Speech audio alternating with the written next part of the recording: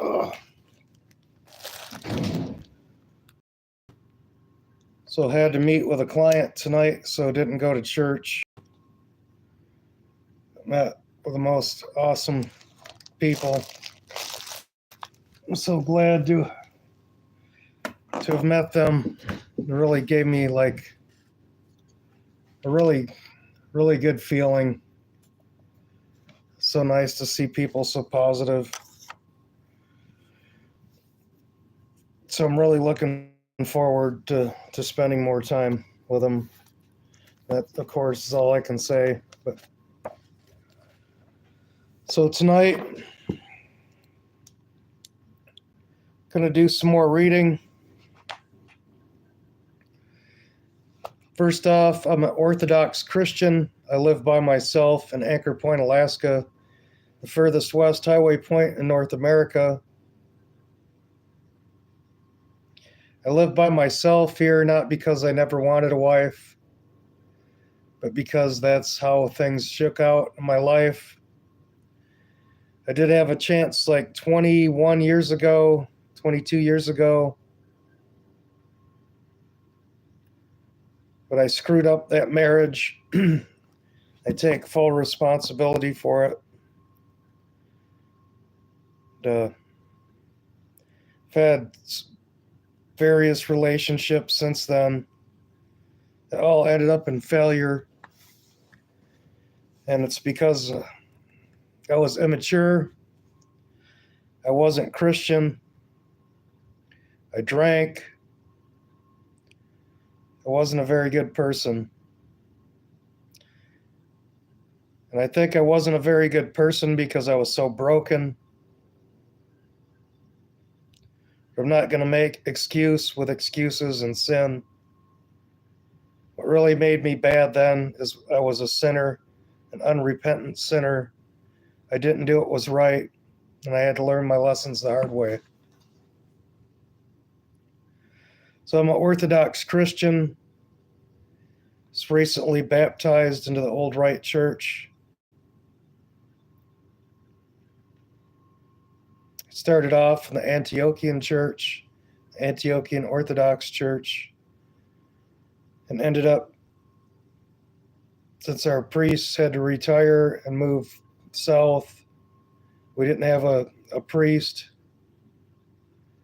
Ended up being led to the Old Rite or Old Believers Church. Actually, I haven't ever talked about this, but God led me there. I did have a vision that that's where I was supposed to go. I've never even told anybody about this. I think I'll keep it at that for now. Someday I'll talk about it and tell the story of it. But I'd like to wait a few years before I do that.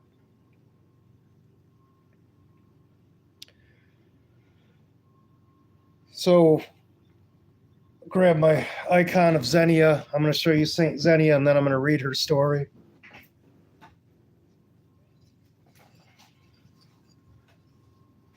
This is Saint Xenia of Petersburg. I ask her to pray for me, that I find a pious spouse. Saint Xenia of Petersburg, Russia.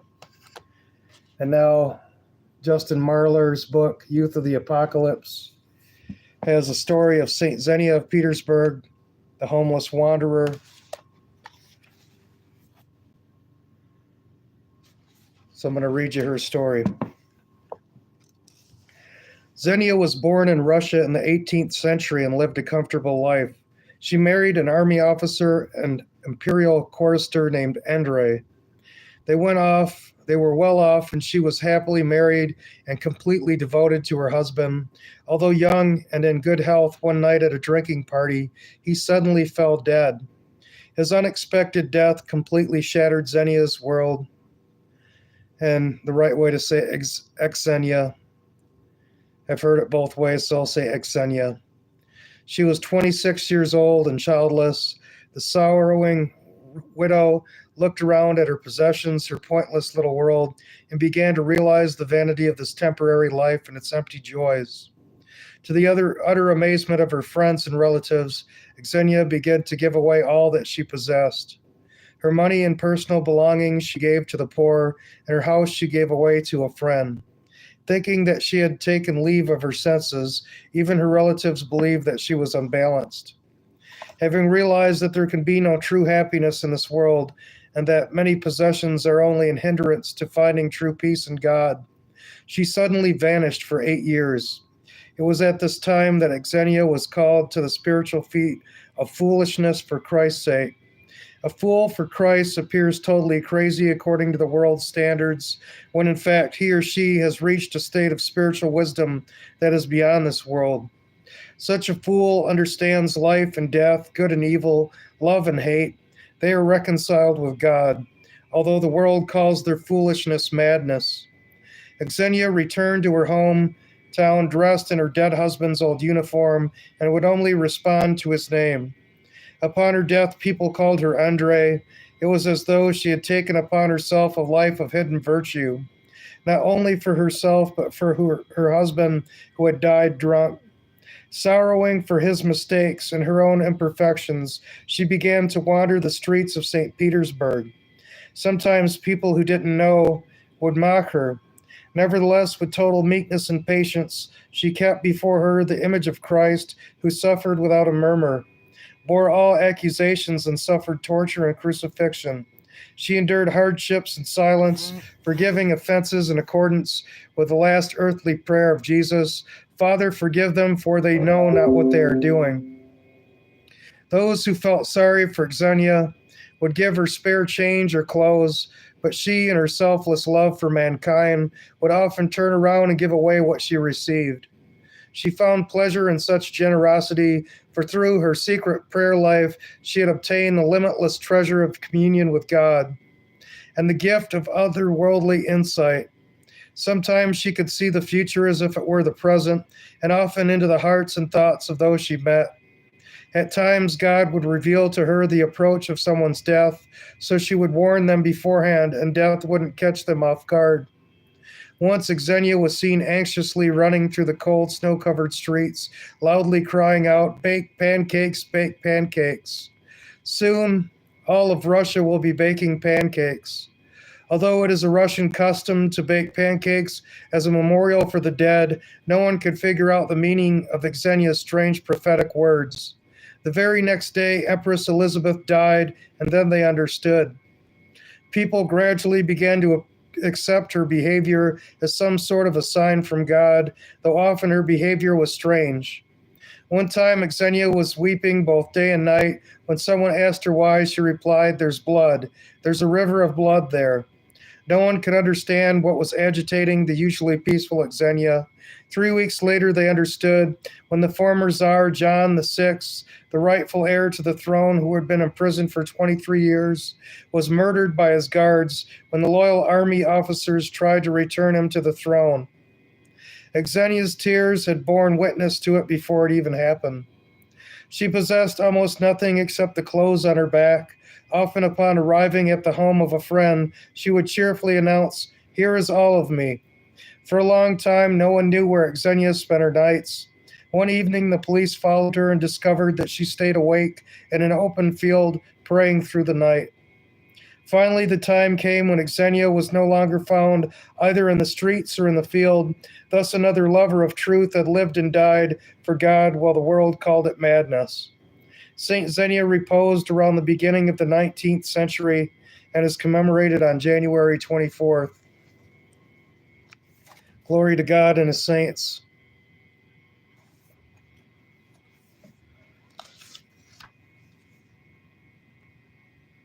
Just going to read about Saint Herman of Alaska, protector of the orphan. In 18th century Russia, there lived a youth who desired a life in God more than anything in this temporary world. At the age of 16, this young, determined boy entered a local monastery where he took his name, Herman. One day, some people were in the woods gathering mushrooms when they stumbled across a small hut from which emerged our young ascetic already living in the forest. With his whole being, Hermann loved the silent wilderness, and he later moved to the famous Vallam monastery with its island solitude and impassable wilderness. While a young monk, Hermann once came close to death from a painful infection. In wretched condition, expecting to die, locked himself in his monastic cell, and with deep prayer and tears begged for healing. After praying the entire night, he collapsed with exhaustion and fell asleep on the floor. When he awoke in the morning, he found himself in perfect health. This visitation of God he treasured for the rest of his life. After many years as a simple monk, Hermann was asked if he would volunteer to go to a faraway land as a missionary, along with 7 other monks. He left his homeland to help people of another land, so they set off for America. In 1794, the small group of monks arrived in Alaska, then a part of Russian America. After struggling for their lives in the Siberian wilderness and surviving the dangerous sea voyage, the priest-monks set out their missionary journeys through Alaska. Monk Hermann settled first on Kodiak, then on nearby Spruce Island. He began to live as he had in the wilderness of northern Russia. There in the woods he prayed, fasted, and lived in silence and peace. The natives, seeing his selfless and God-bearing way of life, grew to love him very much and would come to hear his stories of Russia and the lives of the saints and the righteous ones. In Alaska at this time, a number of Russians were engaged in the fur trade and would hire natives to help them. Although the Russian government under Elizabeth I laid down strict rules for the just treatment of natives, some of the settlers were greedy and violent, were angry with the monk Hermann for defending the natives and annoyed by his godly life. After a horrible epidemic, Father Hermann knew that there were many orphan children among the natives, so he began to bring them to his wilderness island to take care of them. He not only caught fish, but would also bake them pretzels and pea pies. He was their guardian, who both fed them and raised them with the knowledge of God. Monk Hermann lived a selfless life, not only raising orphans, but also keeping to his monastic rule of fasting, prayer, and silence. Winter and summer, and during the harsh extremes of nature. He wore a deerskin shirt under a monk's robe, not taking it off or changing it for 8 years. A bench covered with sealskin served as his bed. He used 2 rocks for pillows, hiding them under a deerskin so that they would not be noticed by visitors. He ate very little and rejected the comforts of this world, which distract one's attention from God. To take on himself more asceticism, under his clothes he wore 15 pounds of iron chains with a heavy metal cross attached. Until his death, no one knew about the chains. Most of his time was spent in his little cabin praying in silence. Once someone asked him, "How do you manage to live alone in the forest? Don't you get lonely?" To this the elder replied, "No, I am not alone there. God is there as he is everywhere. His angels are there. Is it possible to be lonely in their society? With whom is it more pleasant and better to converse? With angels or with people? Angels, of course." Once the elder was invited onto a boat that had come from St. Petersburg. On board were the captain and a number of officers, all well-educated men. Monk Hermann asked them all one question: "What do you gentlemen love above all? And what would you each wish for his happiness?" One desired wealth, another glory, and a third a beautiful wife. "Is it not true," said the monk, "that all your various desires can be reduced to this, that each of you desires that which in his understanding he considers best and the most worthy of love?" "Yes, it is," so they replied. Then the elder said,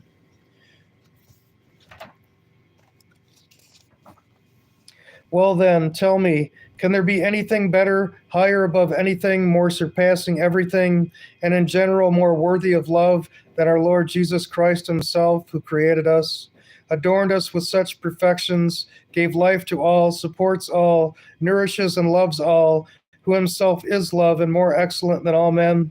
Shouldn't we then love God above all, and more than all desire and seek him? If we love someone, we always think of them, strive to please them. Day and night our heart is occupied with this person. It is thus that you gentlemen love God. Do you often turn to him? Do you always think of him? Do you always pray to him and fulfill his holy commandments? For our good for our happiness, at least let us make a promise to ourselves that from this day, from this hour, from this minute, we shall strive to love God above all and fulfill his holy will. Without the slightest fear of those in power, Monk Herman worked for God with zeal until his death.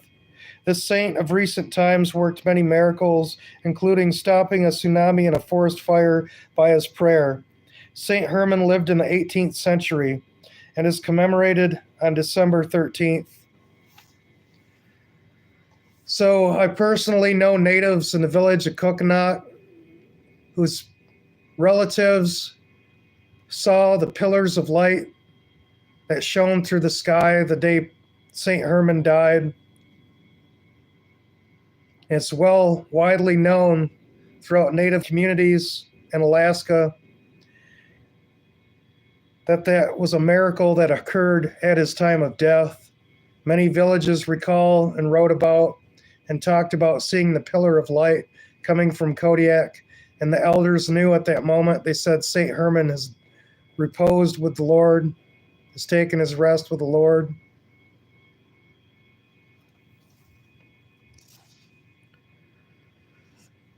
St. John Maximovich, modern-day healer and prophet.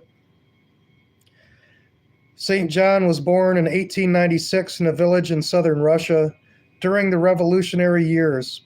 His family immigrated to Serbia, where tonsured a monk and soon afterwards ordained as a priest. I thank you guys for joining me. Really appreciate it. Thanks for the sub.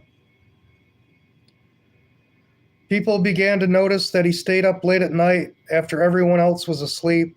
Then it was discovered that he scarcely slept at all and never in a bed, allowing himself only an hour or two of sleep each night in a sitting position or bent over on the floor in prayer.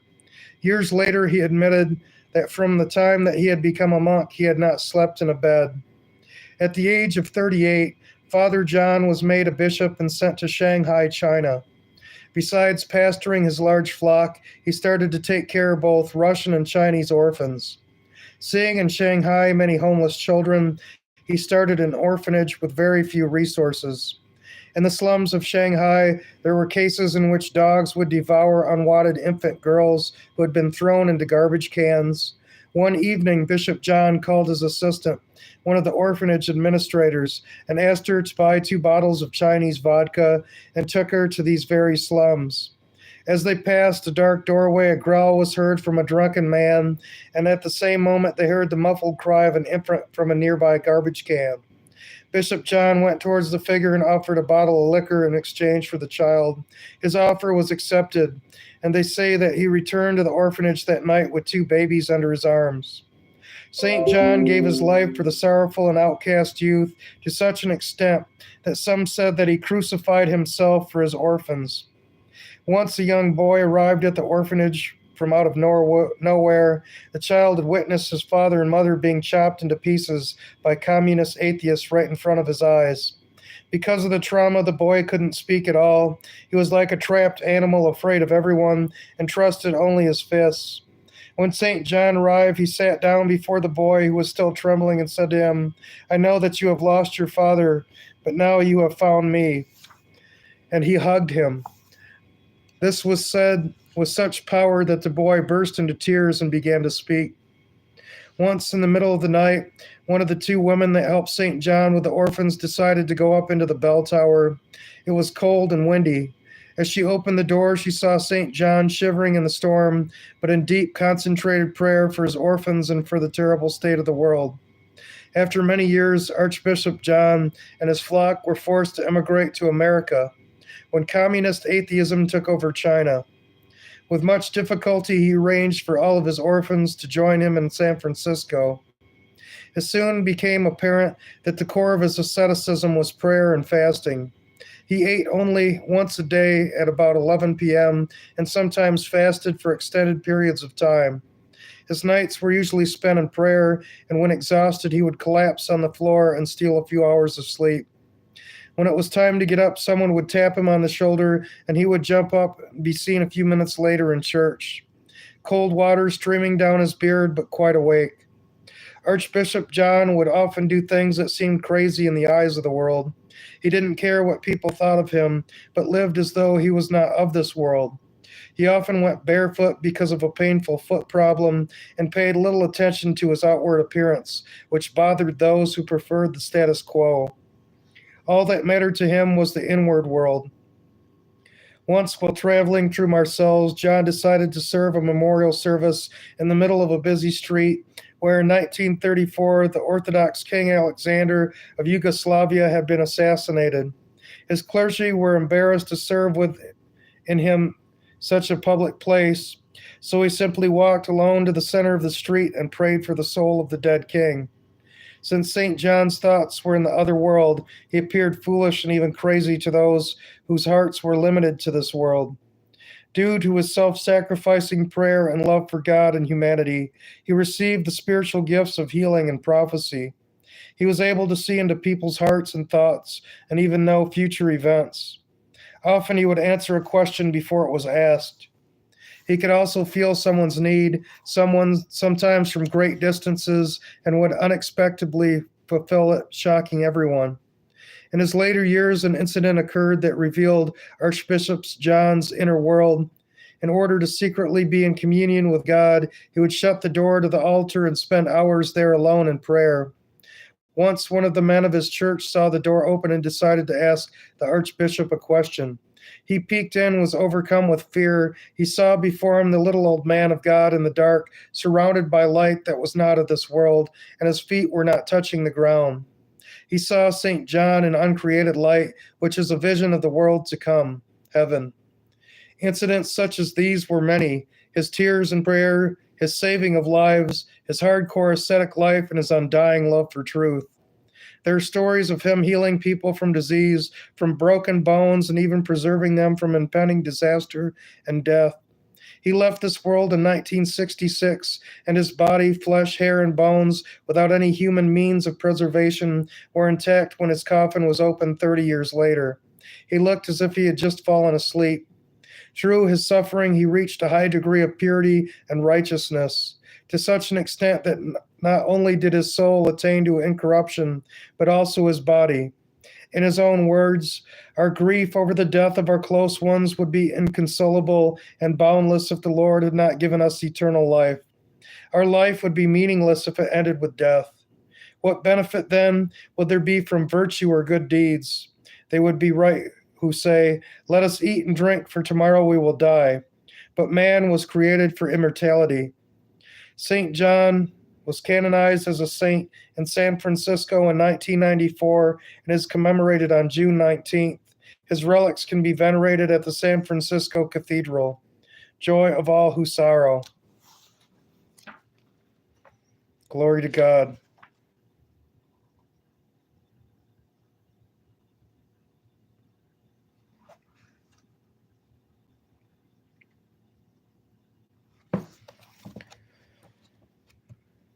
See how many saints I got here. I think I'm going to save the last saints out of this book for later. But this is out of Justin Marlar's book. That's what I was just reading out of, Youth of the Apocalypse.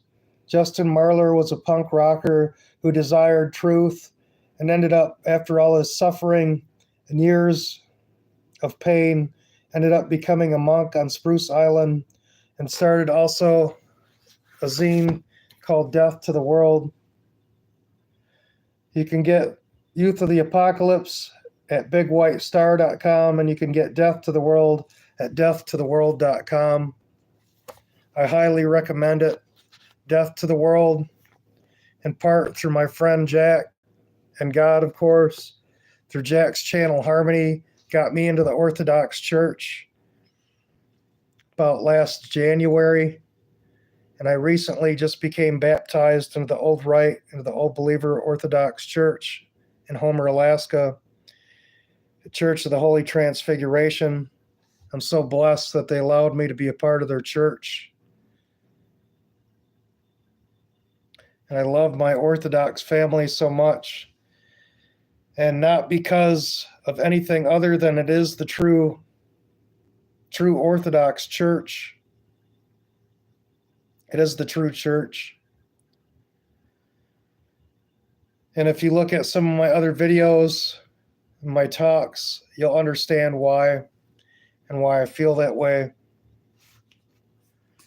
And now I'm going to read to you from the Saint of the Prisons, Monk Moise.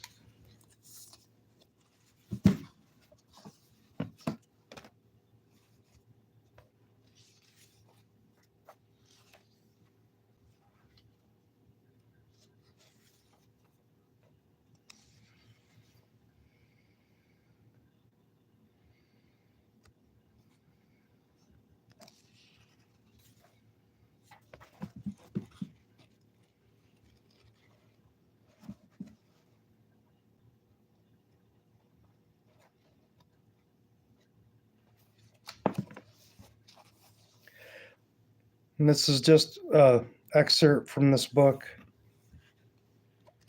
I haven't read the whole thing yet. I saw the Mother of God. During the night of his last Christmas toward dawn, Villarreal testified to his friend Ionolide. This night I kept vigil.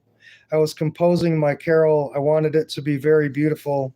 I sang it in my head. I heard it in the high heavens from where it descended. Rather difficult for me since I do not know musical notes and I have to sing by ear. So I was awake, lucid, and serene when all of a sudden I noticed a photograph of Seda, a girl that he loved, in my head. Amazed by this, I lifted my gaze, and at the head of my bed I saw the Mother of God, clothed in white, vivid and real. She was without her child. Her presence seemed material to me. The Mother of God was actually beside me. I was happy. I forgot everything. Time seemed endless. Then she said to me, I am your love. Do not be afraid. Do not doubt. My son will be victorious. He has sanctified this place now for future life. The powers of darkness are growing and will frighten the world for some time, but they will be scattered. My son is waiting for people to return to the faith. Today, the sons of darkness are bolder than the sons of light. Even though it may seem to you that there is no more faith left on earth, nevertheless, I know that deliverance will come. Albeit through fire and devastation, the world still has to suffer. Here, however, there is still much faith, and I have come to encourage you. Be bold. The world belongs to Christ.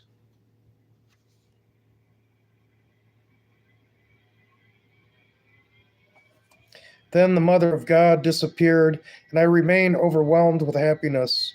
I looked at my hand, but the photograph was no longer there. Not long afterward, he related to Adelaide. Late last night, I was praying. I felt comforted by the grace of God, and I secretly rejoiced in the gift that I had been given. I was awake, conscious, and happy. Suddenly, I felt something odd was happening to me, something apart from my own will. Beginning with the extremities of my body, my soul began to desert me. Not only was I not afraid, but I knew that I was not dying.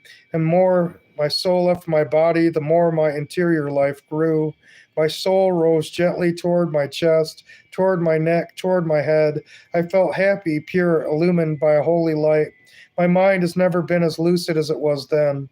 I knew that the Lord was with me. I was happy to be in his power. Time seemed to expand. I no longer felt pain in my body. I looked at my body without wanting it or rejecting it. Life and matter seemed to be miracles. My soul quickly drew up to my mouth and left my body. I realized then that I could go anywhere I wanted without being obstructed by matter. It was wonderful. An unspeakable joy overwhelmed me. My first thought was to go and see my family, but I remembered the fathers in the Patiricam that counsel you not to entrust yourself to the workings of spirits unless you are under obedience, lest the devil deceive you and you be lost. The thought appeared in my mind of the old hermit to whom the devil appeared as an angel of light. The old man had departed from his obedience to the abbot and to the monastery, and he considered himself guided by God himself and thought that others were jealous of him. Then the angel came to him and told him to call all the brothers to the well in the courtyard of the monastery in order that the power of God be shown to them.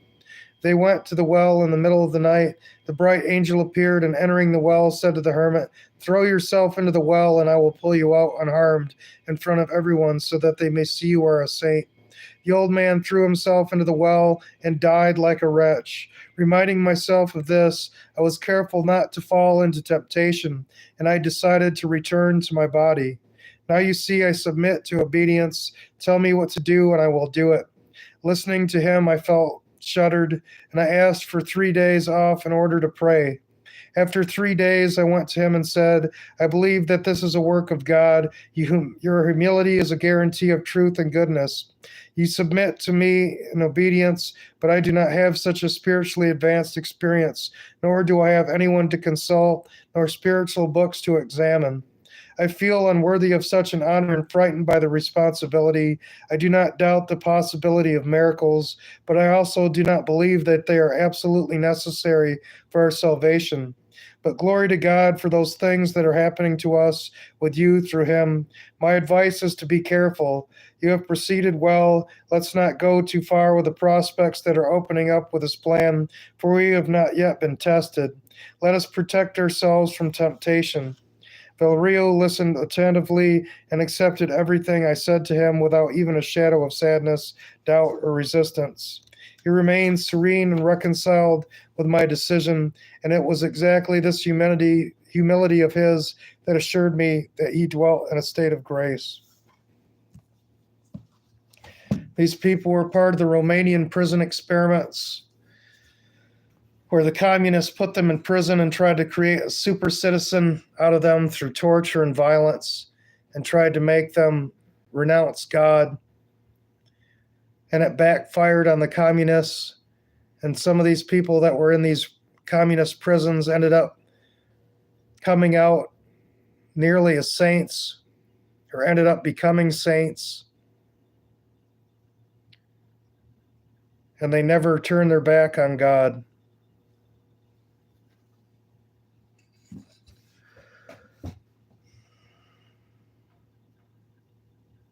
A lot of us are suffering right now. I know that so many of us are going through struggles in this life. It's hard to make it. Men are working way too much for nothing, just to stay slaves, just to stay broke. Evil has taken over our country, and we need to do everything we can to resist it, to fight against it. Without God, we can do nothing. Pray to God for our brothers and sisters, for each other.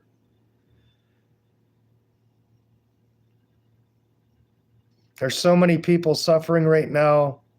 The youth are growing up and being poisoned by the schools. They're being poisoned by our government, by society. They're being lied to, manipulated, and used. It used to be that a man could support a family on a single income, but then they figured out that they could get twice as much tax money by forcing women to become part of the workforce as well, and destroyed the family, taught lies and perversions so that men and women wouldn't have families anymore, so that they would be divided and couldn't stand against the government together. But divided, they fall, just like we all fall when we're divided against each other. We're taught to hate each other. We're taught that there's race, which is a lie. There is no other race. All of us came from Adam and Eve. There's only man. There is no race.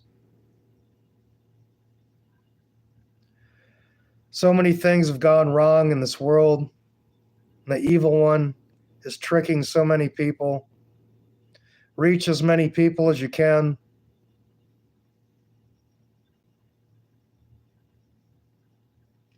We're in a struggle right now. We're in a spiritual warfare. The spiritual war that we're fighting is just as real as any of the physical wars that are happening on this planet. In fact, they're more important to win. I love all you guys so much. I'm going to call it a little bit early tonight. Just kind of burn myself out a little bit. So pray for me. Pray for each other. I love you all. And I'm going to go pray for you right now as I get ready for bed. Thank you for joining me. I love you. God bless you all.